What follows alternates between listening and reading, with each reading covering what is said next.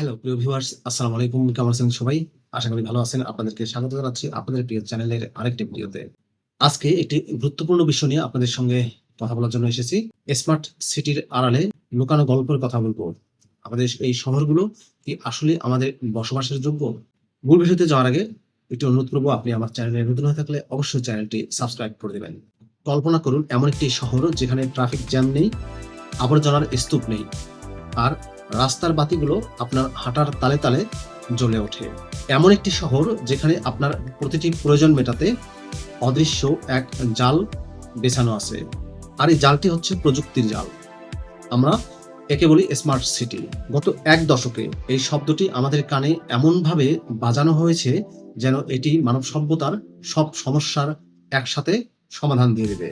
কিন্তু এই ঝলমলে কাঁচের টাওয়ার আর সেন্সর বসানো রাস্তার আড়ালের কি অন্য কোনো গল্প লুকিয়ে আছে? এই প্রযুক্তির শহর কি আসলে আমাদের জন্য, নাকি আমরা শুধু এই শহরের ডাটা তৈরির মেশিন?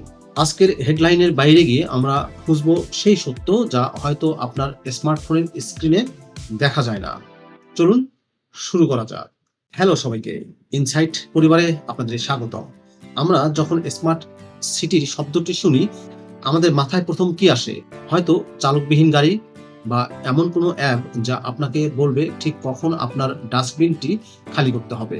সহজ কথায়, স্মার্ট সিটি হলো এমন একটি শহুরে এলাকা যা বিভিন্ন ধরনের ইলেকট্রিক ডাটা সংগ্রহ করতে সেন্সর এবং ইন্টারনেট অফ থিংস আইওটি প্রযুক্তি ব্যবহার করে। এই ডাটা ব্যবহার করা হয় শহরের সম্পদ, পরিষেবা এবং অবকাঠামোকে দক্ষতার সাথে পরিচালনা করার জন্য। এর লক্ষ্য হলো ট্রাফিক ব্যবস্থার উন্নত করা, বিদ্যুতের অপচয় রোধ করা, বজ্র ব্যবস্থাপনা সহজ করা এবং সর্বোপরি নাগরিকদের জীবনমান উন্নত করা। শুনতে তো এটি স্বর্গের মতো মনে হয়, তাই না? কিন্তু সমস্যা হলো এই সংজ্ঞাটি যতটা না গ্ল্যামারাস, এর বাস্তব রূপায়ণ ততটাই জটিল। আমরা আজ এই প্রযুক্তির ইউটোপিয়ার গভীরে প্রবেশ করব। The glamours of technology. Smart সিটির প্রবক্তারা আমাদের একটি নিখুঁত পৃথিবীর স্বপ্ন দেখান। তারা বলেন এই প্রযুক্তির মাধ্যমে আমরা শহরের সব অদক্ষতাকে দূর করতে পারি। উদাহরণস্বরূপ, দক্ষিণ কোরিয়ার সোংদো শহরের কথা ভাবুন। এটি একদম গোড়া থেকে একটি স্মার্ট সিটি হিসেবে গড়ে তোলা হয়েছে। এখানে প্রতিটি বাড়িতে একটি সেন্ট্রাল কাস্টমাইজড সিস্টেম আছে যা তাপমাত্রা থেকে শুরু করে নিরাপত্তা সবকিছু নিয়ন্ত্রণ করে। আপনি আপনার আবর্জনা একটি পাইপের মাধ্যমে সরাসরি রিসাইক্লিং সেন্টারে পাঠিয়ে দিতে পারেন।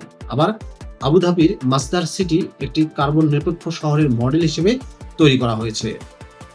সেখানে রাস্তার বাতিগুলো সেন্সরের মাধ্যমে জ্বলে যাতে বিদ্যুৎ অপচয় না হয়। এই প্রজেক্টগুলো আমাদের বিশ্বাস করায় যে প্রযুক্তির সঠিক ব্যবহার করলে আমরাও একটি টেকসই ও দক্ষ পরিবেশে বাস করতে পারি। এই ধারণাটি এতটাই আকর্ষণীয় যে পৃথিবীর প্রায় প্রতিটি বড় দেশ এখন তাদের শহরগুলোকে স্মার্ট সিটি বানানোর প্রতিযোগিতায় নেমেছে। কিন্তু এই গ্ল্যামারের আড়ালে লুকিয়ে আছে সবচেয়ে বড় প্রশ্ন। আড়ালে লুকানো সত্য, ডাটা এবং প্রাইভেসি। এই নিখুঁত ব্যবস্থার জন্য আমাদের কি মূল্য দিতে হচ্ছে? উত্তরটি হলো আমাদের প্রাইভেসি। একটি শহরকে স্মার্ট হতে হলে তাকে প্রতিটি মুহূর্তে আপনার ডাটা সংগ্রহ করতে হবে। আপনি কোথায় যাচ্ছেন, কার সাথে কথা বলছেন, কি কিনছেন, এমনকি আপনি কতক্ষণ বাথরুমে থাকছেন, সবকিছুই এই শহরের সেন্সরের নজরে আছে।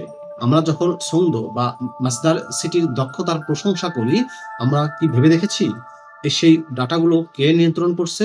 সরকার নাকি কোনো প্রাইভেট কোম্পানি? এই ডাটা ব্যবহার করে কি আমাদের আচরণকে নিয়ন্ত্রণ করা সম্ভব নয়? চীনের কিছু শহরে ফেসিয়াল রিকগনিশন এবং সোশ্যাল ক্রেডিট সিস্টেমে ইতিমধ্যে দেখাচ্ছে প্রযুক্তির মাধ্যমে একটি সমাজকে কতটা কড়া নজরদারিতে রাখা যায়। যদি আপনি ট্রাফিক আইন ভাঙেন, আপনার ক্রেডিট স্কোর কমে যাবে, আপনি হয়তো ট্রেনের টিকিট পাবেন না। স্মার্ট সিটি কি তাহলে আসলে একটি ডিজিটাল প্যানোপটিকটন, যেখানে আমরা সবাই কয়েদি আর প্রযুক্তির অদৃশ্য চোখ আমাদের প্রতিটি মুহূর্তকে পর্যবেক্ষণ করছে? আড়ালের লুকানো সত্য, ডিজিটাল বিভাজন এবং বৈষম্য। স্মার্ট সিটির দ্বিতীয় বড় চ্যালেঞ্জ হলো এটি সমাজের বিদ্যমান বৈষম্যকে আরো গভীর করতে পারে। এই শহরগুলো চলে প্রযুক্তির উপর, কিন্তু কি হবে তাদের, যাদের এই প্রযুক্তি ব্যবহারের ক্ষমতা বা জ্ঞান নেই? আমরা যাকে ডিজিটাল ডিভাইড বলি, স্মার্ট সিটিতে এটি জীবনের মরণের প্রশ্ন হয়ে দাঁড়াতে পারে। যদি শহরের প্রতিটি পরিষেবা একটি অ্যাপের মাধ্যমে নিয়ন্ত্রিত হয়, তবে একজন বয়স্ক ব্যক্তি যিনি স্মার্টফোন ব্যবহার করতে জানেন না, তিনি কিভাবে অ্যাপয়েন্টমেন্ট নেবেন বা বাসের টিকিট কিনবেন? এছাড়া স্মার্ট সিটির প্রজেক্টগুলো খুবই ব্যয়বহুল হয়। সরকার যখন এই প্রযুক্তির পেছনে বিলিয়ন ডলার খরচ করে, অনেক সময় গরিব এলাকাগুলোর মৌলিক অবকাঠামো যেমন নিরাপদ পানি বা পয় নিষ্কাশন অবহেলিত থেকে যায়। ফলে স্মার্ট সিটি শুধুমাত্র সমাজের একটি নির্দিষ্ট গোষ্ঠী, ধনিক শ্রেণীর জন্য ইউটোপিয়া হয়ে দাঁড়ায়, আর বাকিরা ডিজিটাল ব্যবস্থার বাইরে থেকে যায়। আড়ালের লুকানো শক্তি, স্থায়িত্ব এবং ব্যর্থতার গল্প। স্মার্ট সিটির আরেকটি বড় মিথ হলো এর স্থায়িত্ব। বলা হয় প্রযুক্তির মাধ্যমে আমরা কার্বন নিঃসরণ কমাবো, কিন্তু এই বিশাল প্রযুক্তিগত অবকাঠামো তৈরি এবং রক্ষণাবেক্ষণ করতে যে পরিমাণ শক্তির প্রয়োজন হয় তা কি আমরা হিসাব করেছি? সেন্সর, ডাটা সেন্টার এবং নেটওয়ার্ক ব্যবস্থা চালাতে প্রচুর বিদ্যুৎ লাগে। এছাড়া প্রযুক্তির একটি বড় সমস্যা হলো এটি খুব দ্রুত পূর্ণ হয়ে যায়। যখন আমরা একটি শহরের অবকাঠামোকে প্রযুক্তির উপর নির্ভরশীল করে ফেলি, আমাদের প্রতি কয়েক বছর পর পর তা আপডেট করতে হয়, যা বিপুল পরিমাণ বর্জ্য তৈরি করে এবং এর ব্যর্থতার গল্প কম নয়। ভারতের লাভাসা শহরটি একবার দেখুন। এটি ছিল একটি প্রাইভেট স্মার্ট সিটি প্রজেক্ট, যা একটি গোস্ট টাউন বা ভূতুড়ে শহর হিসেবে পড়ে আছে। এমনকি মাজদার সিটিও তার মূল লক্ষ্যমাত্রা অনুযায়ী সম্পূর্ণ হতে পারেনি। এই ব্যর্থতাগুলো প্রমাণ করে যে প্রযুক্তির উপর অতিরিক্ত নির্ভরতা একটি শহরকে টেকসই বানানোর বদলে আরো ভঙ্গুর করে তুলতে পারে। এবার আমরা আরেকটি গভীর বিশ্লেষণে যাব। শহর কি আসলে বসবাসের যোগ্য আমাদের জন্য? এই পুরো আলোচনা থেকে আমরা কি শিখলাম? আমরা যখন একটি শহরকে স্মার্ট বানানোর পেছনে দৌড়াচ্ছি, আমরা কি দক্ষতা এবং বসবাসের যোগ্য এই দুটি জিনিসের মধ্যে পার্থক্য করতেই ভুলে যাচ্ছি? একটি শহরকে দক্ষ বানানো মানে ট্রাফিক কমানো বা পানি বাঁচানো, এটি প্রযুক্তির মাধ্যমে সম্ভব। কিন্তু একটি শহরকে বসবাসের যোগ্য বানানো মানে সেখানে মানুষের মধ্যে সংযোগ স্থাপন করা, সাংস্কৃতিক প্রাণবন্ততা তৈরি করা এবং প্রতিটি নাগরিকের জন্য সমতা নিশ্চিত করা।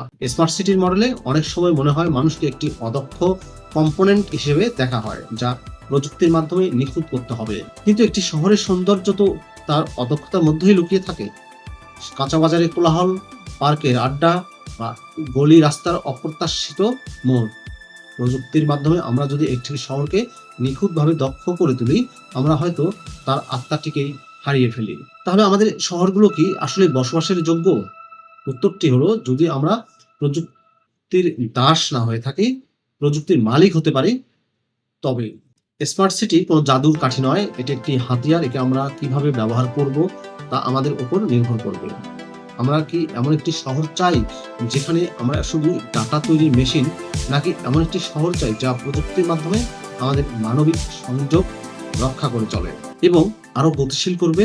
আপনার কি মনে হয়, আপনার শহরের কোন সমস্যাটি প্রযুক্তির মাধ্যমে সমাধান করা উচিত বলে আপনি মনে করেন?